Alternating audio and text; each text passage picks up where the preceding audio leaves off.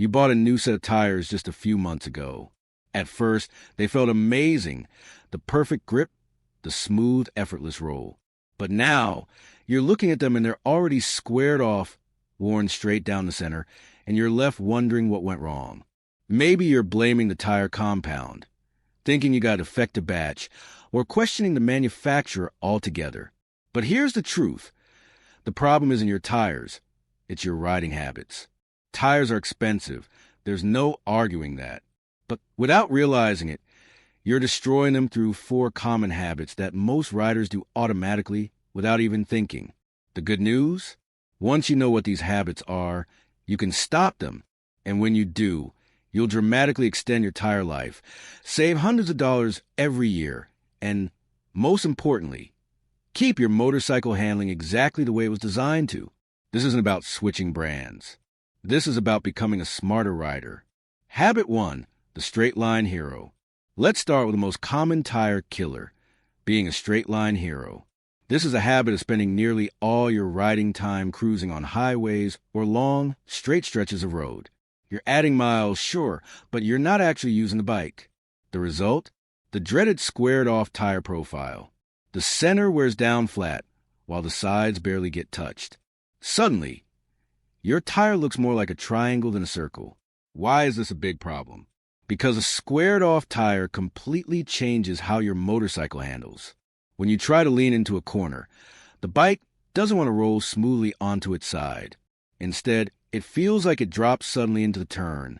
It becomes unstable, unpredictable, and you lose the proper contact patch that the tire engineers designed for cornering.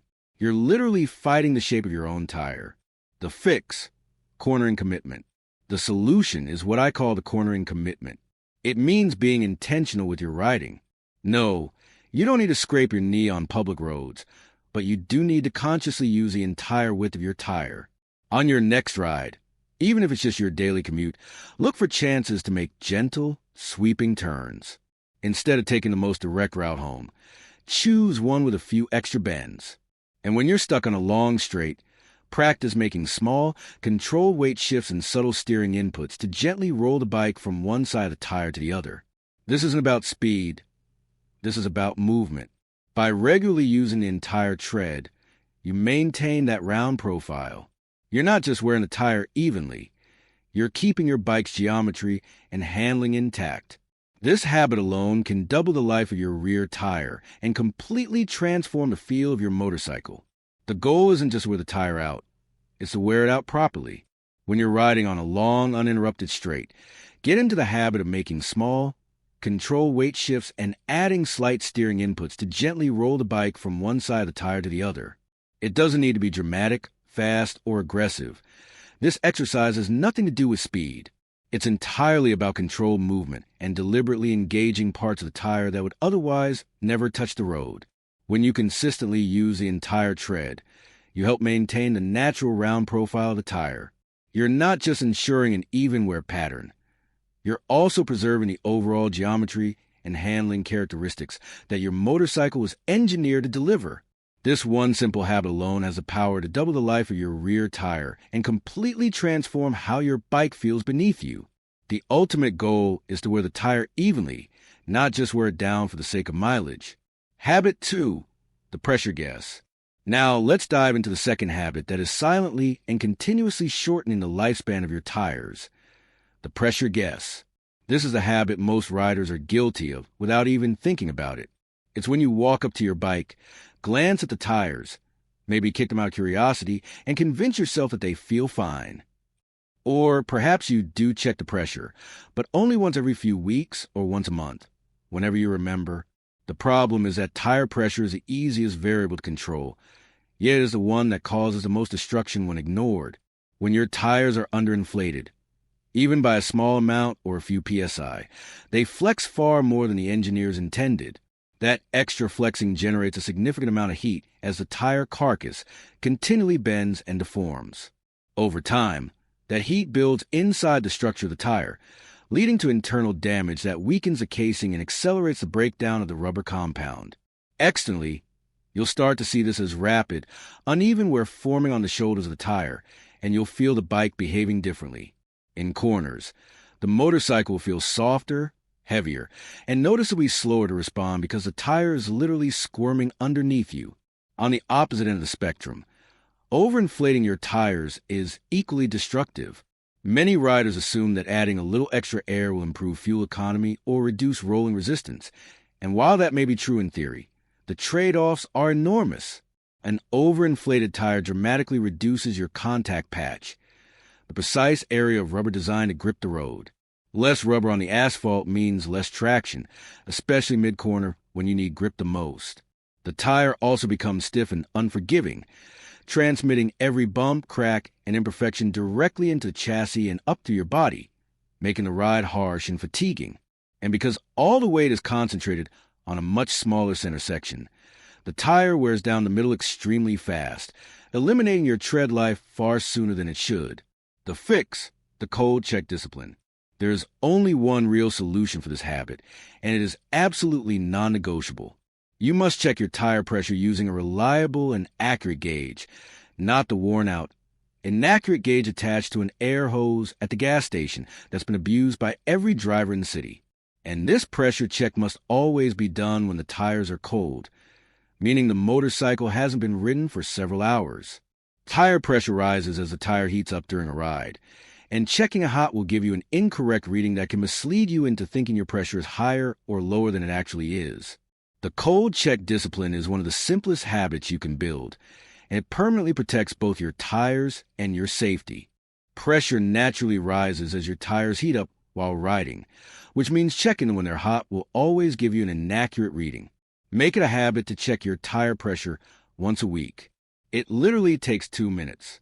Refer to your motorcycle's manual or the sticker on the swing arm or frame to find the PSI recommended by the manufacturer. Avoid using the maximum pressure printed on the tire sidewall. That number only represents the highest pressure the tire can safely tolerate, not the ideal pressure for your specific bike and your weight. Following this simple weekly routine is basically the cheapest insurance you can get for both your tires and your personal safety. Habit 3, the panic brake skid. Now, let's move on to the third habit, and this one can destroy a tire instantly. The panic brake skid happens when something on the road catches you off guard and you grab the brake suddenly with no control, especially if your motorcycle doesn't have ABS. Instead of slowing down smoothly, the wheel locks up and the tire drags across the pavement. The result of just one lockup is a permanent flat spot on the tire. You've literally shaved off part of the tread, leaving a smooth, flattened area. Even if it doesn't look big, you'll feel it immediately as vibration or a rhythmic thumping sound the moment you ride again. That flat spot becomes a serious weak point in the tire structure. It throws off the balance and can even cause a blowout, which means the tire needs to be replaced right away. This isn't just about wear, it's about safety. The solution is all about building muscle memory through what I call progressive practice. You have to train yourself to use both brakes together, applying pressure gradually and smoothly instead of slamming them suddenly. The front brake provides roughly 70% of your stopping power, but the rear brake is essential for keeping the bike stable. Find an empty parking lot and start practicing. Begin at slow speeds, like 15 to 20 miles per hour, and practice coming to a complete stop without locking either wheel. Focus on the feel of the brakes engaging. As you gain confidence, slowly increase your speed. The aim is to make smooth, controlled braking your automatic reaction, not panic. Even if your bike is equipped with ABS, this practice is still extremely important because it teaches you the limits and behavior of your braking system. Mastering this skill doesn't just prevent your tires from being ruined in a single frightening moment. It also elevates your overall control and safety on the road. It could save you from a far worse outcome. It turns what could have been a disaster into a control maneuver. Habit 4, chain neglect. Now, let's talk about the fourth habit that's silently eating away at your tire life. Chain neglect. This one might catch you off guard, but the connection is direct. When your chain is too tight, too loose, or simply dry, dirty, and rusty, you create a jerky and inefficient power delivery to the rear wheel. Every time you roll on the throttle, a neglected chain fails to transmit power smoothly. Instead, it snaps, grabs, and shocks the rear tire. That sudden jolt puts unnecessary stress on the tread, causing what's known as micro tear wear. You're literally ripping tiny bits of rubber off the tire with each uneven power pulse, dramatically accelerating the wear rate. The fix is simple and follows what I call the three-finger rule. Maintain correct chain tension with the bike on its side stand and someone sitting on it for the most accurate reading. You should have roughly an inch of vertical movement, about 3 fingers of play, in the center of the bottom chain run. But tension is only half the job. A clean, properly lubricated chain is a smooth, efficient chain. Take 5 minutes after a ride to wipe off any dirt and apply a fresh layer of chain lube. This ensures the power from your engine reaches the rear wheel as smoothly as possible, protecting that expensive tire from violent, wear-inducing shocks. It's basic maintenance that directly pays off by extending tire life. So there you have it, the 4 habits that are draining your wallet and destroying your tires. Straight line cruising that squares them off, guessing tire pressure and cooking them, panic braking that flat spots them, chain neglect that tears them apart. Now, you know exactly what to avoid. The best performance upgrade for your motorcycle isn't a new set of sticky tires. It's replacing these bad habits with smarter ones. And you can start right now. Check your tire pressure before your next ride. Lube your chain. Be more deliberate in your cornering. Practice your braking.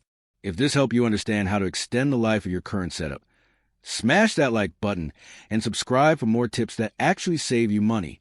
And drop a comment telling me which of these 4 habits you're going to work on first. Ride safe.